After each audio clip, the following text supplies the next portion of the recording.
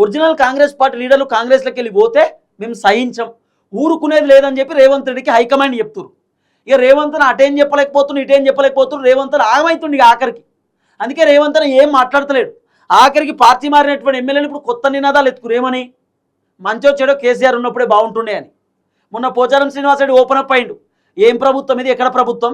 నేను BRS government ఉన్నప్పుడు ఇంటికాడ పనిచేస్తే జీవోలు వచ్చేటి, ఇంటికాడ కూర్చొని ఫోన్ చేస్తేనే మొత్తం పనులు అయిపోయేది. ఇలా నేను అధికారులకు ఫోన్ చేస్తే లేపరు, మంత్రులకు ఫోన్ చేస్తే లేపరు. రేవంత్ రెడ్డికి 22 సార్లు ఫోన్ చేసినా 22 సార్లు ఫోన్ లేపాడు రేవంత్ రెడ్డి. అసలు ఏం ప్రభుత్వం ఇది, ఎక్కడ ప్రభుత్వం అని మొన్న పోచారం శ్రీనివాస్ రెడ్డి పార్టీ మారినటువంటి వ్యక్తి చెప్తున్నాడు. పోచారం శ్రీనివాస్ రెడ్డి లెక్కనే దాదాపు 9 మంది ఎమ్మెల్యేల పరిస్థితి కూడా గట్టినే ఉందట. ఎవ్వరు పట్టించుకుంటలేరు.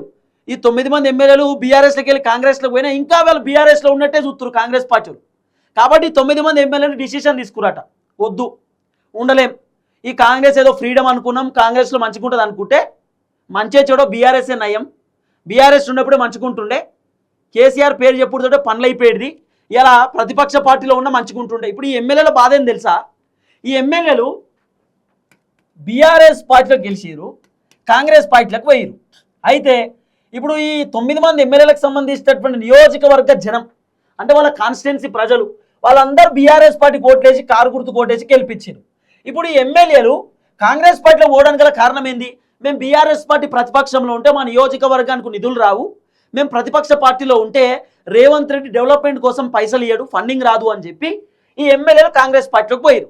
పోనీ ఈ బీఆర్ఎస్ పార్టీలో గెలిచినటువంటి ఎమ్మెల్యేలు కాంగ్రెస్ పార్టీలో పోవడం వల్ల రేవంత్ రెడ్డి ఈ గెలిచినటువంటి అంటే పార్టీ మారినటువంటి ఎమ్మెల్యేలకు వాళ్ళ నియోజకవర్గానికి ఏమైనా ఫండింగ్ ఇచ్చిందా? ఫండింగ్ మీన్స్ నియోజకవర్గానికి ఏమన్నా అభివృద్ధి కోసం నిధులు ఇచ్చిందా? అభివృద్ధి కోసం ఓ 50 కోట్లు 100 కోట్లు శాంక్షన్ చేసిన ఏం చేయలే. ఇప్పుడు జనాలు ఏమంటారు? మీరు బీఆర్ఎస్ పార్టీలో ఉన్న ఒకటే, కాంగ్రెస్ పార్టీలో ఉన్న ఒకటే, బీఆర్ఎస్లో ఉంటే పనులు కావని చెప్పి మీరు కాంగ్రెస్ పార్టీలోకి పోయిర్రు. మరి కాంగ్రెస్ పార్టీలో ఏం పనులు అయినాయి? కాంగ్రెస్ పార్టీలో ఏం జరిగింది? కాబట్టి కాంగ్రెస్ వస్తుందే, బీఆర్ఎస్ వస్తుంది. మీరు బీఆర్ఎస్లో ఉన్న ఒకటే, కాంగ్రెస్లో ఉన్న ఒకటే, నెక్స్ట్ టైం మిమ్మల్ని ఓడగొడతామని చెప్పి ఆ నియోజకవర్గ ప్రజలు కూడా చెప్తారు. ఈ ఎమ్మెల్యేలకు ఇదో భయం ముట్టుకున్నది.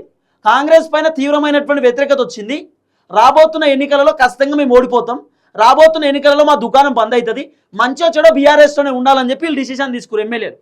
అందుకే ఎమ్మెల్యేలు అంతా పరిశాన్ అయ్యి మేము మళ్ళీ వెళ్ళిపోతాం, బీఆర్ఎస్కి వెళ్ళిపోతాం, కేసీఆర్తో మాట్లాడతాం అంటున్నారట.